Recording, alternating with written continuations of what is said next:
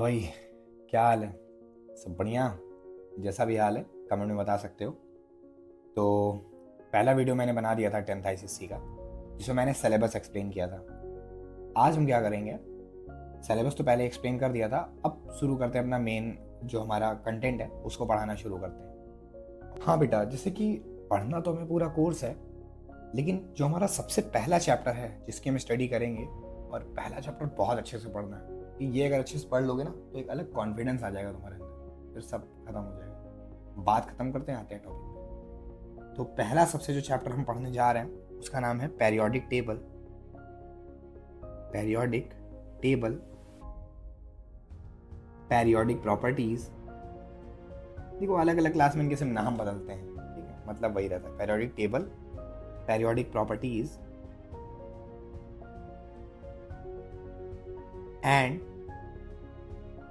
and variation in properties and variation in properties। इस बार हमें सिर्फ नॉलेज के लिए नहीं पढ़ना है, बल्कि नॉलेज के साथ साथ बोर्ड में नंबर कैसे लाना है उस चीज़ को साथ में लेके चलना है, ठीक है। क्योंकि दुनिया दिखावे का है, सिर्फ ज्ञान अंदर का नहीं बल्कि ऐसा भी होना चाहिए जिससे आप दिखा सको उसको, जो कि है नंबर ला के, ठीक है। तो सबसे पहले हम टारगेट की बात कर लेते हैं। टारगेट, कि आज हमारा क्या टारगेट है सीखने का, ये टारगेट पूरा करके ही हटना है, ठीक है। टारगेट क्या रहेगा? सबसे पहले हिस्टोरिकल बैकग्राउंड सीखेंगे हम। हिस्टोरिकल बैकग्राउंड, हिस्टोरिकल बैकग्राउंड किसका भाई? पेरियोडिक टेबल का। पेरियोडिक टेबल कैसे आई, कैसे कैसे पेरियोडिक टेबल जो आज ये मॉडर्न पेरियोडिक टेबल हम देख रहे हैं, इसका हिस्टोरिकल बैकग्राउंड है क्या? डिटेल में नहीं जानेंगे, पहले ही बोले दे रहे हैं, कहानी के माध्यम से एक कहानी सुनाऊंगा, मुंह जुबानी ओरली एक स्टोरी बताऊंगा आपको। उस कहानी को आपको खाली सुनना है, क्योंकि 9th में आपने ऑलरेडी हिस्टोरिकल बैकग्राउंड पढ़ रखा है। तो आपको मैं कहानी बताऊंगा, उस कहानी को पूरे ध्यान से सुनना। कुछ सवाल पूछूंगा तो उसको कमेंट कर देना, बस, ठीक है। तो कहानी के माध्यम से सबसे पहले हम सीखेंगे हिस्टोरिकल बैकग्राउंड। हिस्टोरिकल बैकग्राउंड, फिर क्या करेंगे? नेक्स्ट क्या रहेगा? Periodic table. Periodic table, periodic table सीखेंगे। सर पेरियोडिक टेबल में क्या सीखेंगे? पूरी की पूरी पेरियोडिक टेबल ही सीखेंगे, जिसमें क्या क्या आता है? ग्रुप एलिमेंट्स, ग्रुप नेम, ये सारी चीजें उसमें आती हैं। आई होप कि आप बेसिक चीजें तो जानते ही होंगे, जिसको मैं इस साल नहीं कवर करूंगा। यहाँ भाई जो आपकी पेरियोडिक टेबल होती है उसमें जो वर्टिकल रोज होती हैं इनको हम कहते हैं ग्रुप्स, और जो हॉरिजॉन्टल रोज होती हैं इनको हम क्या कहते हैं? इनको हम कहते हैं पीरियड्स। पीरियड्स। ग्रुप वाइज जो एलिमेंट चलते हैं उनकी प्रॉपर्टीज सिमिलर चलती है, वो सारी चीज़ें आपको पता होंगी, और आई होप आप जानते होंगे, नहीं तो मैं उसको नेक्स्ट लेक्चर में कभी बताऊंगा, ठीक है। तो इतनी बातें हो गई, ये सारी चीज़ें हम डिस्कस करने वाले हैं आज के। हाँ, अभी हमको क्या करना है, बेसिकली जो पढ़ना है कंटेंट उस पर फोकस करते हैं। तो समझते हैं इस प्रॉब्लम को, पूरी प्रॉब्लम को समझने की कोशिश करते हैं।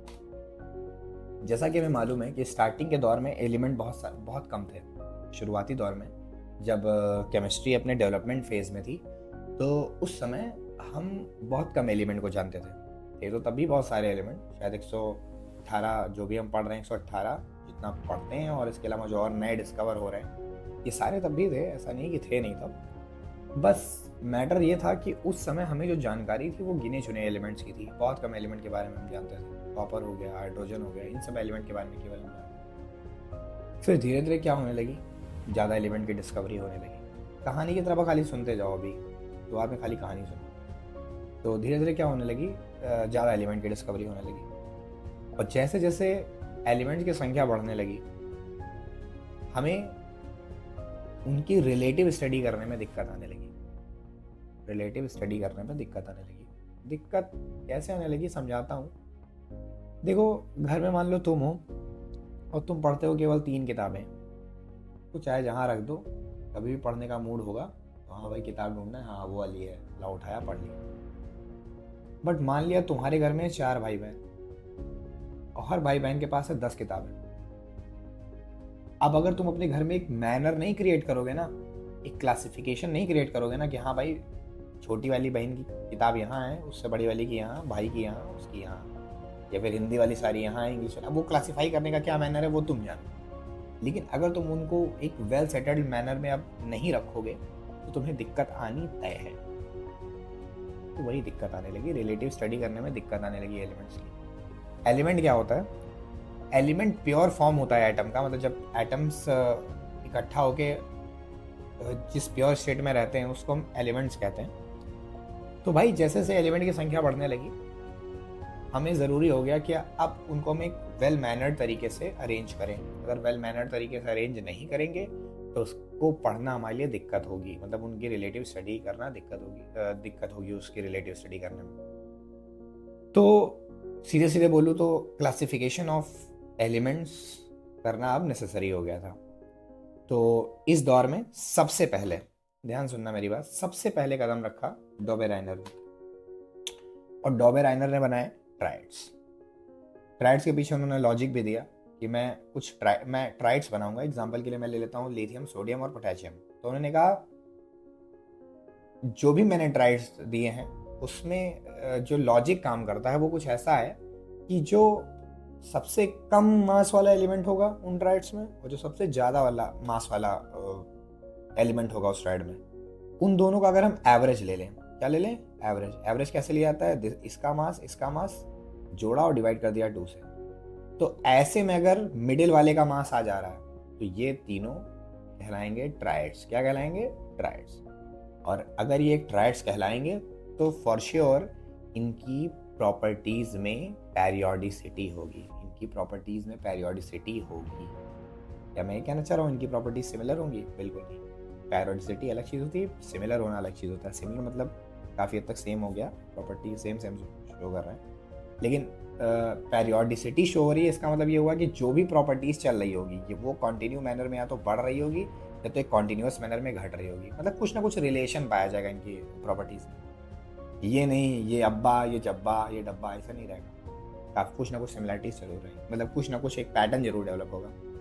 तो इनको नाम दिया डोबेराइनर ने ट्राइड्स का। लिथियम, सोडियम, पोटेशियम दिया, क्लोरीन, ब्रोमीन, आयोडीन उनके ट्राइड्स में आ रहा था, और ऐसे करके। लेकिन उसमें कुछ प्रॉब्लम्स है। जो उन्होंने लॉजिक बताया था ना कि कोई भी दो का मास लीजिए, उनका एवरेज करके अगर कोई तीसरा मास आ जाएगा तो उनमें जरूर पेरियोडिसिटी होगी। वही सेम चीज़ अगर आप कार्बन, नाइट्रोजन और ऑक्सीजन पे अप्लाई करोगे तो नहीं होगा ऐसा। जबकि कार्बन की अगर हम बात करें तो इसका मास होता है 12। एक आइसोटोप्स तो इसका ऐसा है ही जो कि 12 होता है। नाइट्रोजन का होता है 14 और ऑक्सीजन का होता है 16। तो 16 और 12 का एवरेज लो तो 12 + 16 डिवाइडेड बाई 2, 28/2 दैट इज 14। 14 तो आ रहा है भाई, यानी ये तीनों ट्राइड हो जाएं, फिर इनकी प्रॉपर्टीज़ में पेरियोडिसिटी आ जाए। इनकी प्रॉपर्टीज़ में कोई पेरियोडिसिटी नहीं है, मतलब कोई पैटर्न नहीं डेवलप हो रहा है, ना कोई सिमिलर पैटर्न नहीं डेवलप हो रहा है। तो ये सब इनके जो है डिमेरिट्स थे।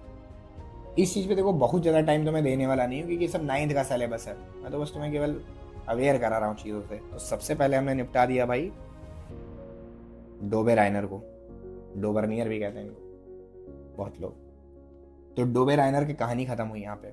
फिर सेकंड नंबर पे आते हैं न्यूलैंड। तो न्यूलैंड भाई ने कहा कि नहीं भैया, ये ट्राइड वाइड वाला जो नौटंकी है एवरेज मास वाला, वो गड़बड़ है। रियलिटी ये है कि अगर हम एलिमेंट को उनके एटॉमिक मास के इंक्रीजिंग ऑर्डर में लगाएं, यानी जो हल्का है सबसे उसको सबसे ऊपर, फिर उससे भारी वाला, फिर उससे भारी, फिर उससे भारी, उससे भारी, उससे भारी, उससे भारी, ऐसे कर करके, तो कोई भी एलिमेंट हम पकड़ेंगे और वहाँ से गिनती करके अगर 8वें नंबर पे आएंगे, वहाँ से गिनती करके 8वें नंबर पे आएंगे तो ये और 8वां नंबर वाला जो एलिमेंट है इनकी प्रॉपर्टीज़ में पेरियोडिसिटी पाई जाएगी। दूसरा वाला पकड़ लेंगे तो वहाँ से 8 गिनो तो वो भी बिल्कुल सेम प्रॉपर्टीज शो करेगा। मतलब पहले से गिने तो 9वां वाला जो होगा वो दूसरे से 8वें पे आएगा ना, वो प्रॉपर्टीज में सिमिलरिटी शो करेंगे। याद रखना कि जब न्यूलैंड ने अपनी थ्योरी दी थी उस समय तक, कहानी सुनो खाली बस, उस समय तक 56 एलिमेंट डिस्कवर हो गए थे। और भाई जी का जो है जो रूल था, भाई जी का रूल ये जो 8 एलिमेंट वाला था कि हाँ 8वें पे प्रॉपर्टीज रिपीट होगी, भाई जी का ये रूल ज़्यादा दूर तक काम नहीं कर रहा था। 20 एलिमेंट तक काम कर रहा था, कैल्शियम तक। कैल्शियम के आगे भाई जी का नियम जो है ख़त्म था। और भाई जी बहुत खूबसूरत आदमी थे। भाई जी ने बताया कि इस सब के पीछे रीज़न ये है कि जो हमारा ईश्वर है उसका 8 से 8वें नंबर से एक बहुत तगड़ा कनेक्शन है।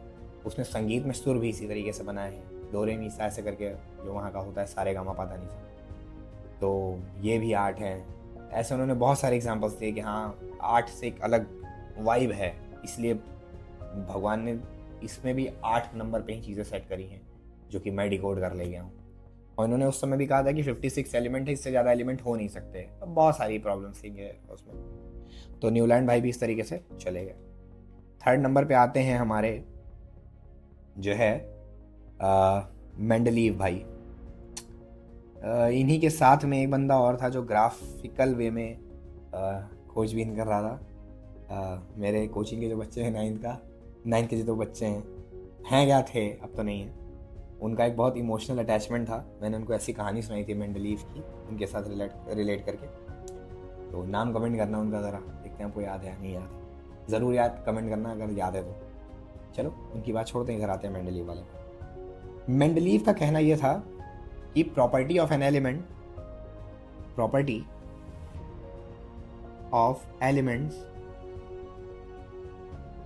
Are the periodic function of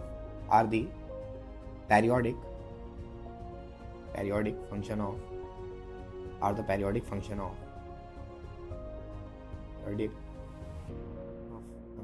function of their atomic masses। सो की सीधी एक बात कहूं तो इनका कहना यह था कि किसी भी एलिमेंट की जो प्रॉपर्टी में पेरियोडिसिटी आएगी वो कहीं ना कहीं एटॉमिक मास में क्या रेशियो चल रहा है उस पर डिपेंड करेगी। एटॉमिक मास में क्या पेरियोडिसिटी चल रही है। सिंपल सी सीधी बात बोलो तो न्यूलैंड वाली बात इन्होंने बोली है लगभग। बस इन्होंने ये नहीं कहा है कि 8 नंबर पे ही होना चाहिए, बस कुछ एक पैटर्न डेवलप होना चाहिए कि हाँ 2-2 पे है, फिर 8-8 पे आ सकता है, फिर 16-16 पे, कुछ भी हो सकता है। तो ये चीज़ थी। इन्होंने भी अपनी कहानी बताई। इनके जो फ़ायदे थे वो जल्दी से बोल देता हूँ कि क्या क्या इन्होंने अपनी कहानी में बढ़िया चीज़ करी थी। तो इन्होंने जो अपनी कहानी में अच्छी चीज़ें करी थी उसके बारे में पहले मैं बता दे रहा हूँ। इनकी कहानी की सबसे अच्छी बात ये थी कि इन्होंने कुछ ऐसे एलिमेंट भी डिस्कवर कर दिए थे। इन्होंने कुछ ऐसे एलिमेंट के लिए स्पेस छोड़ दिया था जो फ्यूचर में डिस्कवर होने वाले थे। जैसे एल्यूमिनियम के नीचे अगर कोई एलिमेंट, एल्यूमिनियम के ऊपर कोई जगह खाली है, एल्यूमिनियम के ऊपर कोई मास खाली रह गया है, तो उनको पता है कि हाँ उस मास का कोई एलिमेंट होना चाहिए, उसकी जगह यही बनेगी फ्यूचर में, उसकी पेरियोडिसिटी एल्यूमिनियम के साथ ही आएगी। तो उन्होंने उस जगह को छोड़ दिया इका एल्यूमिनियम करके। तो कहें तो अच्छी बात बोले तो फ्यूचर एलिमेंट्स के बारे में कहीं ना कहीं डिपिक्शन एक इन्होंने दे दिया था। बट इतना भी कुछ खास नहीं था कि सारे का दे ही दिया था, बहुत सारा इनका फ्यूचर डिपिक्शन गलत भी निकला था। और मैं आपको बताऊं, अब इनकी कमियों पे आ जाते हैं धीरे धीरे करके। नोबल गैस जब जिस समय इन्होंने अपना नियम दिया था मेंडलीव भाई ने, उस समय 63 एलिमेंट डिस्कवर हुए थे, नोबल गैसेस की डिस्कवरी नहीं हुई थी। तो नोबल गैसेस की डिस्कवरी के बाद तो हमें समझ ही नहीं आ रहा था कि नोबल गैस को कहाँ रखते हैं, उसके लिए तो इन्होंने कोई पोजीशन छोड़ी ही नहीं थी। इसके साथ साथ इन्होंने कहा था मास के पेरियोडिक फंक्शन है, लेकिन उसके बावजूद भी कई जगह इन्होंने प्रॉपर्टी की पेरियोडिसिटी को मेंटेन करने के लिए जो मास का रेशियो बन रहा था, जो मास का पैटर्न चलना चाहिए था, वो इन्होंने चेंज कर दिया था, उल्टा कर दिया था। आयोडीन और एलिमेंट था इरीडियम, शायद आयोडीन इरीडियम या फिर आयोडीन टेल्यूरियम, एग्जैक्टली ध्यान नहीं। तो मतलब ये प्रॉब्लम भी है इनके पेरियोडिक टेबल में। तो इस तरीके से ये सारी प्रॉब्लम थी और यहाँ से ख़त्म होता है हमारा डोबे राइनर, न्यूलैंड और मेंडलीव का पूरा कहानी ख़त्म होता है। और इनके ख़त्म होने के बाद आता है हेनरी मोज़ले। ठीक है, हेनरी मोज़ले आते हैं। तो हेनरी मोज़ले का क्या कहानी है? हाँ, तो इस तरीके से इन तीनों की कहानी ख़त्म होने के बाद आती है बात हेनरी मोज़ले की। अब तो हिमांशु भी नहीं है यहाँ पे, स्पेलिंग गलत हो तो बता दो, स्पेलिंग देख लेना भाई। तो हेनरी मोज़ले पहली चीज़ तो मेंडलीव का स्टूडेंट था। एक ये छोटी सी बात जान लो जो कि मुझे लगता है ज़रूरी है तुम्हें जानना। दूसरी बात, अगर तुमने ध्यान दिया तो अभी तक चाहे मेंडलीव की बात हो, चाहे न्यूलैंड की बात हो, चाहे डोबे राइनर की बात हो, इन सभी लोग जो भी अपनी कहानी बता रहे थे वो बता रहे थे on the basis of molar atomic mass, on the basis of atomic mass. लेकिन हेनरी मोजले ने पूरी जो डेफिनेशन मेंडलीव की थी वही टीप दी, एकदम वही कॉपी मार दी, उसके केवल एक अंतर बदल दिया कि एटॉमिक मास की जगह उसने क्या कर दिया, एटॉमिक नंबर कर दिया। और ऐसा नहीं कि इन्होंने सीधे डायरेक्ट कर दिया, इसके पीछे पूरी कहानी है कि हाँ एक्सरे का एक एक्सपेरिमेंट होता है उसके थ्रू है, लेकिन वो हायर क्लास में जाना तब सीखना, भी तो 10th में नहीं जानना है वो।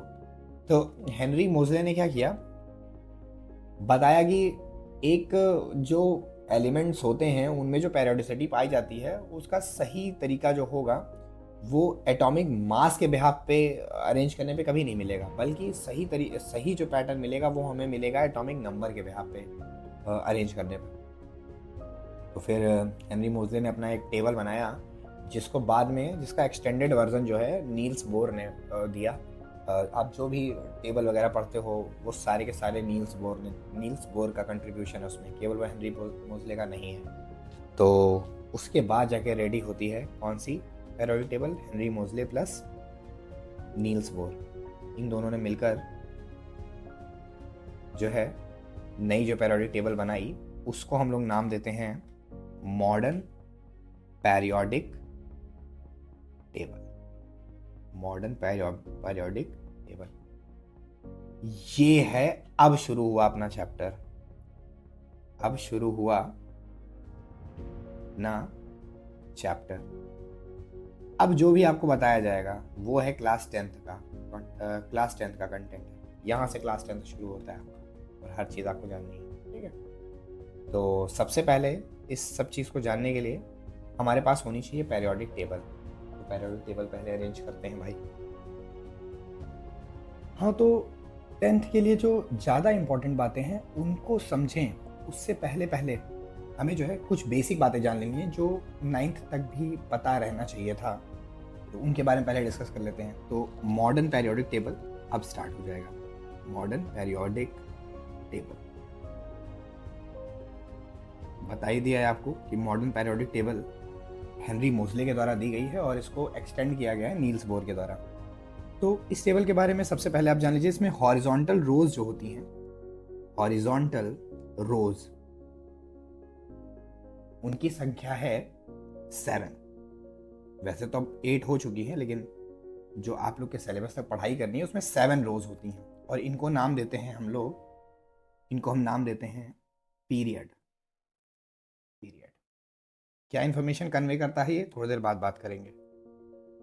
इसके साथ साथ जो मॉडर्न पेरियोडिक टेबल में वर्टिकल कॉलम्स हैं, वर्टिकल कॉलम्स जिनको हम नाम देते हैं ग्रुप, इनकी संख्या है 18 ग्रुप्स हैं और वर्टिकल कॉलम की 18 ग्रुप हैं जो कि वर्टिकल कॉलम के फॉर्म में मौजूद हैं ऐसे ऐसे करके, और 7 हॉरिजॉन्टल रोज हैं जिनको हम नाम देते हैं पीरियड। देखो पीरियड जो होता है वो हमें ये बताता है कि किसी एलिमेंट के एटम में कितने शेल हैं, शेल हैं। जैसे कि फॉर एग्जांपल अगर हम बात करें, एक छोटा सा पेरियोडिक टेबल बना लेते हैं, फिर आइडिया लेते हैं। मान लिया यहाँ पर है हाइड्रोजन, फिर यहाँ पर है हीलियम, फिर यहाँ पर है सोडियम, फिर यहाँ पर है पोटेशियम। तो फर्स्ट, सेकंड, थर्ड, फोर्थ, ठीक है। तो देखो ये 4th पीरियड का एलिमेंट है, जो पोटेशियम हमने बनाया ये है 4th पीरियड का आइटम। तो ये हमें क्या बता रहा है, जो पोटेशियम हमारा के यानी कि कैलियम भी नाम है इसका, जो ये पोटेशियम है जब इसका हम एटम ड्रॉ करेंगे तो सेंटर में तो न्यूक्लियस रहेगा, उसके अबाउट 4 शेल होंगे इसके पास। मतलब इसका जो वैलेंस इलेक्ट्रॉन होगा, लास्ट इलेक्ट्रॉन होगा, वो 4th शेल में होगा। तो किसी भी एटम में, किसी भी एलिमेंट के एटम में कितने शेल हैं, इसकी इंफॉर्मेशन हमेशा दी जाती है पीरियड के द्वारा। जिसका जो भी पीरियड रहेगा, कोई एलिमेंट अगर 5वें पीरियड में है, दैट मीन्स उसका जो वैलेंस शेल है वो 5वां है, और कोई एटम अगर 3रे पीरियड में है, दैट मीन्स उसका जो लास्ट इलेक्ट्रॉन है वो 3rd पीरियड में गया है, उसका वैलेंस शेल 3rd है, ये मतलब होता है, ठीक है। तो ये बातें हमने आपको बता दी हॉरिजॉन्टल रोज और वर्टिकल कॉलम के बारे में। अब थोड़ी सी बातें और जान लेते हैं। देखो 18 ग्रुप में से जो स्टार्टिंग में 2 ग्रुप होते हैं, यहाँ पे 2 ग्रुप होते हैं, ये ऐसे बनेगा बेरिलियम लिथियम। भी मैं पूरी पेरियोडिक टेबल आपके सामने एक पिक्चर ले लूँगा, बाकी फ्यूचर में आपको मैं 5 मिनट बनाना सिखा दूँगा। तो बेरिलियम, मैग्नीशियम, ऐसे करके पूरा सीक्वेंस चलेगा, कैल्शियम। तो कहने का मतलब स्टार्टिंग में ये 2 ग्रुप हैं। फर्स्ट, इसको पहले को बोलते हैं फर्स्ट ग्रुप एलिमेंट, और ये होता है सेकंड ग्रुप। इनके प्रॉपर अपने नेम है, जो कि अभी मैं धीरे धीरे समझाता जाऊंगा। फिर इसके बाद यहाँ पर 10 ग्रुप बीच में पड़ेंगे, जिनको हम डी ब्लॉक एलिमेंट या ट्रांजिशन एलिमेंट बोलते हैं। सब कुछ डिटेल में भी बताता हूँ। और बाकी 13 से लेके इधर 18 तक रहेगा, जिसको हम 0 ग्रुप भी बोलते हैं।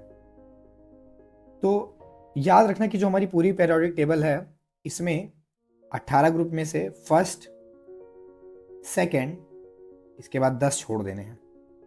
13th, 14th, 15th, 16th, 17th and 18th, या फिर इसी का दूसरा नाम है 0 ग्रुप। इन सारे ग्रुप्स को हम कलेक्टिवली कहते हैं main groups. Main group element, main group कहते हैं इन ग्रुप को, इनके एलिमेंट्स को मेन ग्रुप एलिमेंट कहते हैं। तो ये एक बेसिक जानकारी थी जो मुझे आपको बतानी थी। बाकी एटम बनता कैसे वो तो आपको पता ही होगा। सेंटर में जो है प्रोटॉन न्यूट्रॉन होते हैं, उसके अबाउट शेल्स होते हैं। शेल्स में इलेक्ट्रॉन्स पाए जाते हैं। हर इलेक्ट्रॉन में शेल्स की संख्या भी निश्चित होती है। और कोई एटम का जो प्रॉपर्टी होता है वो उसके पूरे स्ट्रक्चर पे ना डिपेंड करके, बल्कि इस बात पे डिपेंड करता है उसका सारा प्रॉपर्टी कि उसका वैलेंस शेल जो है उसमें कितने इलेक्ट्रॉन मौजूद हैं। वही उसका बेसिक नेचर बताएगा। ठीक है, तो बाकी इसका डिटेल बताने के लिए मैं पेरियोडिक टेबल लेके अभी आपको समझा दे रहा हूँ। ठीक है,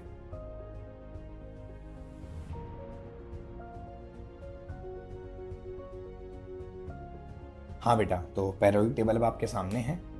अच्छे से इसमें एक एक चीज़ को जानेंगे, जितने हमें जानकारी चाहिए इसमें।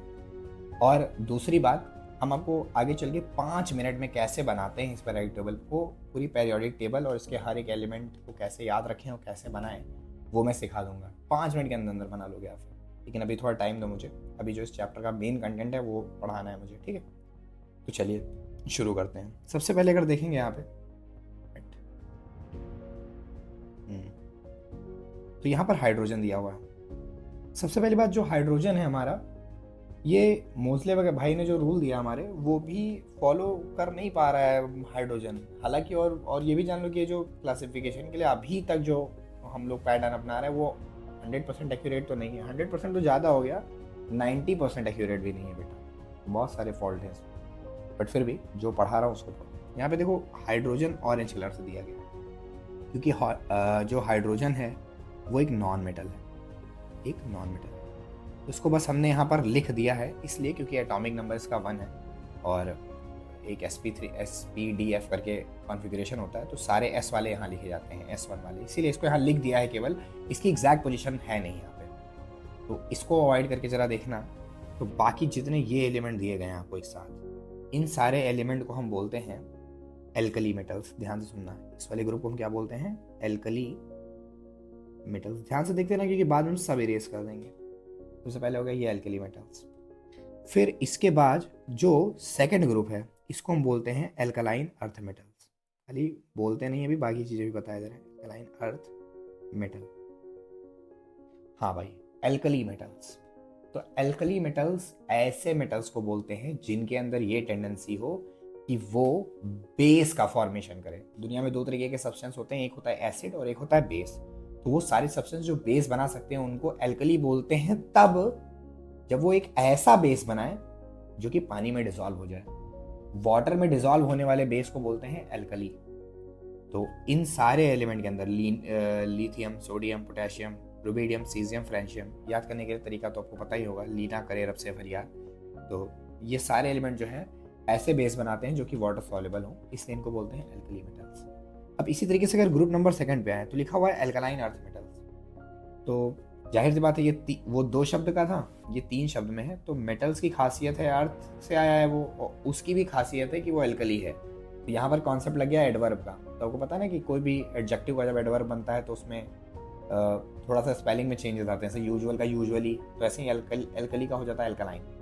तो एल्कलाइन अर्थ मेटल, तो पहली चीज़ तो ये क्लियर हो गई कि ये भी एल्कली मेटल ही है ये भी एल्कली मेटल। बस बात इतनी सी है कि ये इनके जो अधिकतर मिनरल्स पाए जाते हैं या अधिकतर जो इनके ओर पाए जाते हैं वो अर्थ क्रस्ट में पाए जाते हैं। कहाँ पाए जाते हैं? अर्थ क्रस्ट में। इसलिए इनका नाम रखा गया एल्कलाइन अर्थ मेटल्स। ठीक है, एल्कलाइन अर्थ मेटल। ठीक है, तो दो ग्रुप के बारे में मैंने आपको बताया। बाकी आपको जितने भी ये स्काई ब्लू कलर से दिख रहे हैं, ये वाले सारे स्काई ब्लू वाले, नहीं सारे मत बोलो, इनका कलर अलग होगा। ये यहाँ से यहाँ तक के, ये इसको एक डिफरेंट कलर देना चाहिए था, जो कि ये देने में असमर्थ हो गए हैं। ठीक है, सही है, इतना भी करो। ठीक है, इन सबको हम बोलते हैं, क्या बोलते हैं, ध्यान सुनना। एलिमेंट तो आप देख ही रहे हो, मैं इसको लिख दे रहा हूँ। इन सबको बोलते हैं ट्रांजिशन एलिमेंट, ट्रांजिशन एलिमेंट, या फिर D block element, D block element. जब इसका SPDF वाला इलेक्ट्रॉनिक कॉन्फ़िगरेशन सीखोगे तब जान पाओगे कि इसका लास्ट इलेक्ट्रॉन डी में जाता है, इसलिए इसको डी ब्लॉक एलिमेंट कहते हैं। और ट्रांजिशन एलिमेंट का रीज़न बस थोड़ी देर में लास्ट में बता दूंगा। बाकी जो स्टार्टिंग के दो हैं, एल्कली मेटल और एल्कलाइन अर्थ मेटल, इन दोनों को बोलते हैं S ब्लॉक। देखो ना ऊपर लिखा हुआ है, तो स्टार्टिंग के दो S ब्लॉक, फिर ये यहाँ थर्ड से लेके जो 12 तक के एलिमेंट हैं, इन सबको हम कहते हैं जो है डी ब्लॉक और ट्रांजिशन एलिमेंट, जो ट्रांजिशन एलिमेंट भी बताते हैं। फिर अगर आप देखोगे तो 13 ग्रुप से लेके आपका जो लास्ट ग्रुप है, यानी 18 ग्रुप या 0 ग्रुप, 13 ग्रुप से लेके आपका जो लास्ट ग्रुप है 18, या इसी को 18 ग्रुप भी कहते हैं और 0 ग्रुप, कॉमनली 0 ग्रुप कहते हैं, इसको बोलते हैं पी ब्लॉक, क्योंकि इसमें लास्ट इलेक्ट्रॉन पी में जाता है। ठीक है, अभी कई सारे सवाल भी आपसे पूछेंगे, लास्ट में सवाल भी पूछूंगा आपसे, वो आपको कमेंट करना रहेगा। तो ये लास्ट में सबसे लास्ट है, वो है हमारा पी ब्लॉक। ठीक है, तो पी ब्लॉक की बात कर लेते हैं थोड़ी सी। पी ब्लॉक में जो सबसे लास्ट में 0 ग्रुप है, इसको हम बोलते हैं इनर्ट गैसेस, इनर्ट गैसेस। एक नाम इनका और है नोबल गैसेस, नोबल गैसेस। ये भी बताऊंगा अभी कि इनको नोबल गैसेस क्यों कहते हैं। इनर्ट गैस तो इसलिए कहते हैं भाई, इनर्ट मतलब होता है जो किसी से रिएक्शन ना करे, बहुत इनएक्टिव हो, जो किसी से रिएक्ट नहीं करता, उसको हम बोलते हैं इनर्ट। जाहिर सी बात है, ये गैसेस की रिएक्टिविटी बिल्कुल ना बराबर होती है, इसलिए इनको हम कहते हैं इनर्ट गैसेस। क्या सर 100% ये इनर्ट है? तो इसका जवाब होगा नहीं। स्टार्टिंग के कुछ एलिमेंट 100%, तो स्टार्टिंग वाले भी नहीं है, लेकिन स्टार्टिंग वाले बहुत ज़्यादा इनर्ट है, नीचे वाले थोड़े कम इनर्ट है, लेकिन पूरे के पूरे कहलाएंगे इनर्ट गैसेस। फिर इसको याद कैसे रखते हैं? याद करने का भी तरीका बताता चलता हूँ सबको। हीना, नीना और करीना ने, हीना, नीना और करीना ने 0 रन बनाए, 0 रन, बस इतना हो गया। ऐसे इसका क्या रहेगा? हा ली ना करे रब से फरियाद। फिर इसका क्या रहेगा? बेरिलियम, नाम बहुत ध्यान सुनना, beryllium, magnesium, calcium, strontium, barium, radium. Back कर करके सुन लेना अगर को नाम नहीं याद होता। उसके बाद कैसे करते हैं? बेटा मांगे कार स्कूटर, बाप राजी। फर्स्ट ग्रुप हो गया हलीना करे रब से फरियाद, सेकंड ग्रुप हो गया बेटा मांगे कार स्कूटर, बाप राजी। और इधर हमने 0 ग्रुप को क्या बताया? हीना, नीना और करीना ने 0 रन बनाए। ठीक है, ने का कोई मतलब नहीं है, बनाए का कोई मतलब नहीं है। ठीक है, तो इस तरीके से देख लेना। फिर आता है आपका group number 17, group number 17, one of the most important. तो इस ग्रुप का जो नाम है, देखो यार जल्दी जल्दी लेक्चर कंप्लीट करूंगा और बहुत वैल्यूएबल लेक्चर क्रिएट करूंगा। अगर आप देख रहे हो ना तो आपका बिल्कुल भी समय बर्बाद नहीं होगा, बहुत अच्छी चीज सीख के जाओगे। तो यहाँ पर क्या होगा? हैलोजेंस। इस ग्रुप का नाम होता है हैलोजेंस। हैलोजेंस नाम क्यों है? हैलोजेंस 2 वर्ड से मिलकर बना है, हैलो और जेन। हैलो मतलब होता है लैटिन लैंग्वेज में, हैलो का मतलब होता है सॉल्ट, और जेन मतलब जन्म देने वाला, तो या फिर बनाने वाला।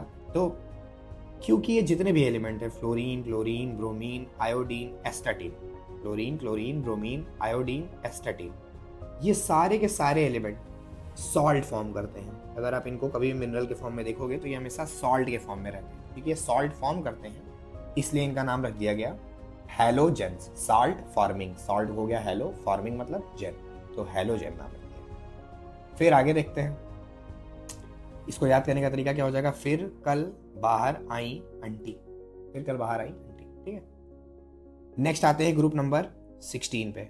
Group number 16, oxygen, sulphur, selenium, tellurium, polonium. इनके बारे में थोड़ी जानकारी ले लेते हैं। इन सबको हम बोलते हैं कलेक्टिवली, क्या बोलते हैं भाई? कैल्कोजेंस। कैल्कोजेंस। कैल्को मतलब होता है ओर। ओर का नाम सुना है? ओर मतलब ऐसी चीज जिससे मेटल एक्सट्रैक्ट किया जाता हो, जमीन से निकाला गया वो मिनरल जिससे मेटल को एक्सट्रैक्ट किया जाता हो, उसको हम बोलते हैं ओर। और कहीं ना कहीं ये सारे एलिमेंट जो हमने आपको बताए हैं, oxygen, sulphur, selenium, tellurium, polonium, ये सब के सब बेटा जो है ओर बनाते हैं, सब के सब ओर।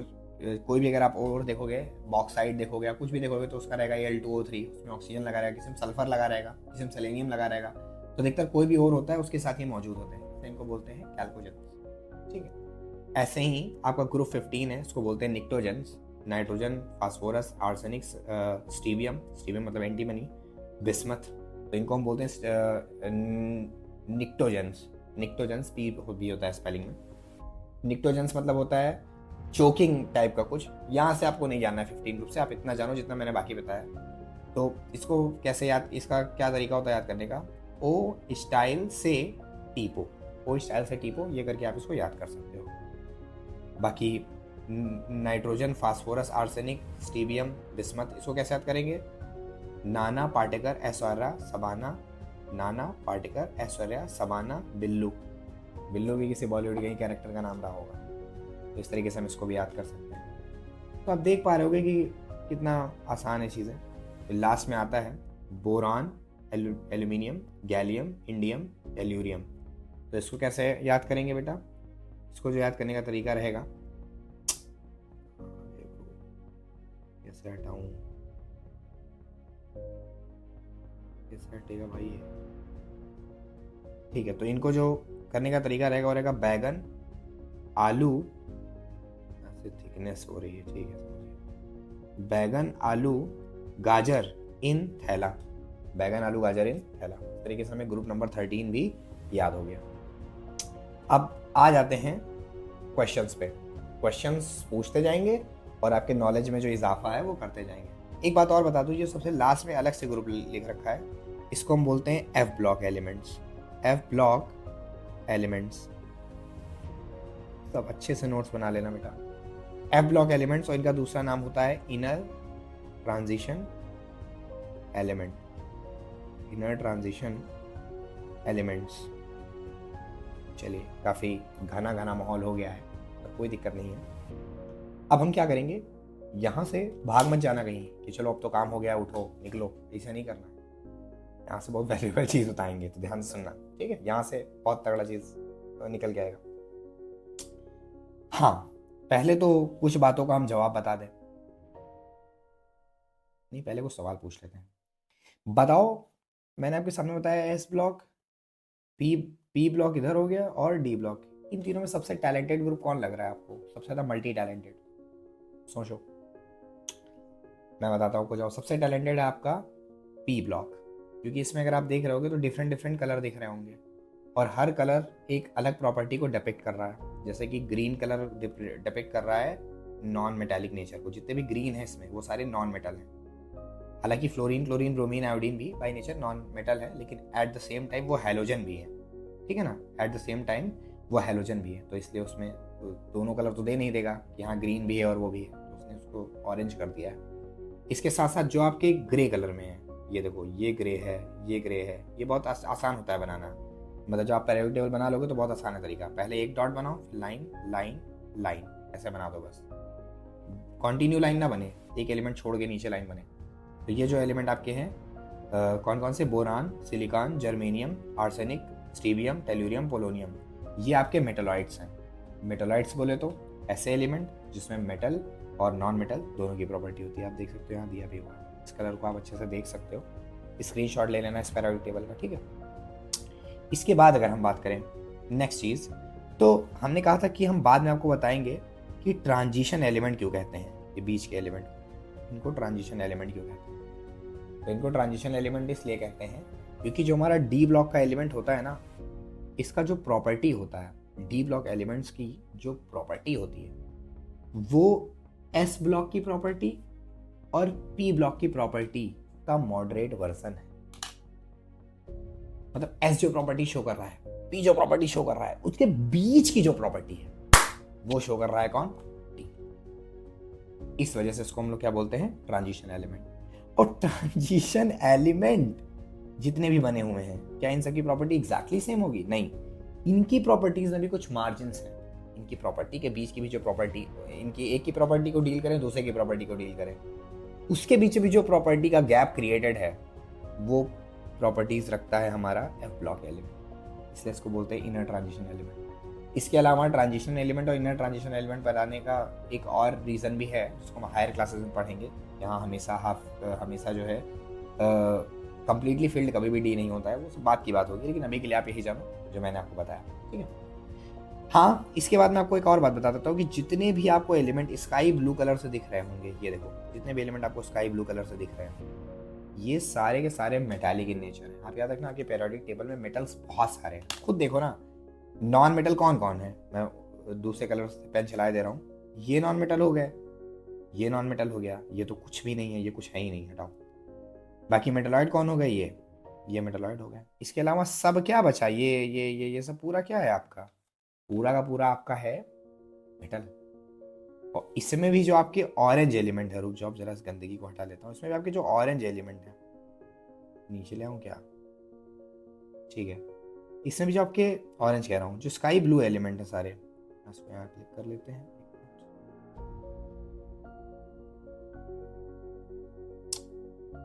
कैसे डील करूँ इसको, ठीक है चलो, हाँ। तो इसमें जो स्काई ब्लू एलिमेंट हमें दिख रहे हैं, ये वाले, ये सारे मेटल्स काफ़ी हैवी हैं, मतलब इनका एटॉमिक मास काफ़ी ज़्यादा है। और वो तो ऑब्वियस सी बात है यार, जैसा जैसे नीचे आते जाते हैं मास तो बढ़ता ही जाता है, तो इन सबका मास काफ़ी ज़्यादा होता है। इस तरीके से हमने एक रफली आइडिया ले लिया अपनी पेरियोडिक टेबल के बारे में। इसके साथ साथ इस पेरियोडिक टेबल का स्क्रीनशॉट जरूर ले लेना बिल्कुल क्लियर फॉर्म में, क्योंकि आपको बहुत कुछ सीखने को मिल रहा है। एक बात और याद रखना, जितने भी एलिमेंट के ऊपर स्क्वायर लगा इस तरीके से, ये स्क्वायर, ये देख रहे हो, ये सब रूम टेम्परेचर पे, ये सारे के सारे रूम टेम्परेचर पे सॉलिड होते हैं, मतलब इनका जो फिजिकल स्टेट रहेगा वो सॉलिड रहेगा। तो ये सब सॉलिड, ये सॉलिड, मेटल सारे के सारे सॉलिड। देखो मरकरी यहाँ पर लिक्विड में है, जिसमें सीधी ड्रॉप बनी होगी, सीधी ड्रॉप ये तरीके की, वो लिक्विड है। गैलियम कहाँ है, गैलियम में लिक्विड होगा। देखो गैलियम में थोड़ा सा विवाद होता है, गैलियम का पूरा कहानी थोड़ा सा कॉन्ट्रोवर्शियल है। बाकी देखो ब्रोमीन लिक्विड में है, लिक्विड में बहुत कम एलिमेंट है हमारी पेरियोडिक टेबल में। मरकरी हो गया, ब्रोमीन हो गया, गैलियम भी होता है लेकिन एग्जैक्टली रूम टेम्परेचर पे नहीं। रूम टेम्परेचर 25 डिग्री सेल्सियस को कहा गया है, थोड़ा सा टेम्परेचर बढ़ाना पड़ता है, 28 करोगे बस वो लिक्विड में कन्वर्ट हो जाएगा। इसके साथ साथ जो ये बल्ब जैसी डिज़ाइन जिस पे बनी है जितने भी एलिमेंट पे, जैसे कि ये हाइड्रोजन हो गया, हीलियम, नियॉन, आर्गन, ये सब सारी की सारी इनर्ट गैस, क्लोरीन, फ्लोरीन, ठीक है, नाइट्रोजन, ऑक्सीजन, ये सब के सब आपके जो हैं गैस में, सब के सब गैस में। तो देख रहे हो पेरियोडिक टेबल अगर अच्छे से पढ़ी जाए तो कितनी तगड़ी चीज़ होती है, कितनी गजब की चीज़ है, ये बात को। चलिए इस तरीके से हमारा पेरियोडिक टेबल कंप्लीट होता है, और अब हम अपना आगे का एजेंडा डिसाइड कर लेते हैं। आगे का एजेंडा मतलब आगे का हमारा क्या स्ट्रैटेजी है पढ़ने का। तो नेक्स्ट जो हमारा एजेंडा रहेगा वो रहेगा ट्रेंड्स इन पेरियोडिक टेबल पढ़ना, जो कि मैं लास्ट ईयर बता चुका हूँ, लेकिन फिर भी इस साल बताऊँगा क्योंकि वो पढ़ना ज़रूरी है, उसे सवाल आएंगे हमारे में लास्ट ईयर। इसके साथ साथ और क्या पढ़ना है, एटम की या फिर एलिमेंट की कुछ फंडामेंटल प्रॉपर्टीज़, जिसमें आता है आयनाइजेशन एंथैल्पी, फिर आयनाइजेशन पोटेंशियल, इलेक्ट्रॉन एफिनिटी,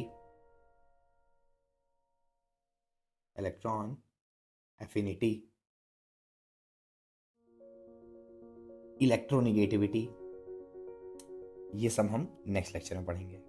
चलो इस पर थोड़ा सा समा बांध देता हूँ। क्या कभी आपने सोचा है कि इतने एलिमेंट हैं हमारी पेरियोडिक टेबल में, सबसे हम इलेक्ट्रॉन निकाल सकते हैं मेहनत करके, लेकिन किस एलिमेंट से आसानी से इलेक्ट्रॉन निकलेगा, इससे मुश्किल आएगी। क्योंकि मेटल से आसानी से निकलेगा, अरे तो वो तो ठीक है, मेटल में भी तो बहुत सारे मेटल हैं, किस मेटल से आसानी से इलेक्ट्रॉन निकलेगा, इसमें दिक्कत आएगी। क्या इसको मेजर करने का कोई पैरामीटर है? होना तो चाहिए ना केमिस्ट्री में, है। उसी को हम कहते हैं आयनाइजेशन पोटेंशियल या आयनाइजेशन एंथैल्पी। अच्छा, नॉन मेटल का काम क्या होता है? इलेक्ट्रॉन लूज करना, इलेक्ट्रॉन गेन करना। इलेक्ट्रॉन गेन करना। तो कौन सा एलिमेंट इलेक्ट्रॉन को ज़्यादा आसानी से गेन करेगा, इसके लिए कोई केमिस्ट्री में कोई पैरामीटर है? इसको हम कहते हैं इलेक्ट्रॉन एफिनिटी। अच्छा, मान लो इलेक्ट्रॉन का लेन देन सब हो गया, शेयरिंग वेयरिंग हो गई, तो शेयरिंग होने के बाद भी बीच के इलेक्ट्रॉन को खींचकर दोनों एलिमेंट के बीच में पोलैरिटी क्रिएट करना, क्या ऐसा कुछ करने का टेंडेंसी है एटम में कि इलेक्ट्रॉन को खींच पाए अपनी तरफ? अगर है तो उस प्रॉपर्टी को क्या कहेंगे? प्रॉपर्टी को इलेक्ट्रोनेगेटिविटी कहेंगे। तो इन सारे के बारे में डिटेल डिस्कशन हम नेक्स्ट लेक्चर में करेंगे। अभी के लिए जितना बताया है आपको वो सारी बातें आप जान लेना। मैं इसमें कुछ 2 फाइलें और अटैच कर दूंगा जिसमें आप न्यूलैंड के पेरियोडिक टेबल देख लेना। न्यूलैंड ने जो टेबल दी थी और डोबे राइनर ने जो ट्राइड दिया था वो भी आप देख लेना। ठीक है, इतना आप कर लेना।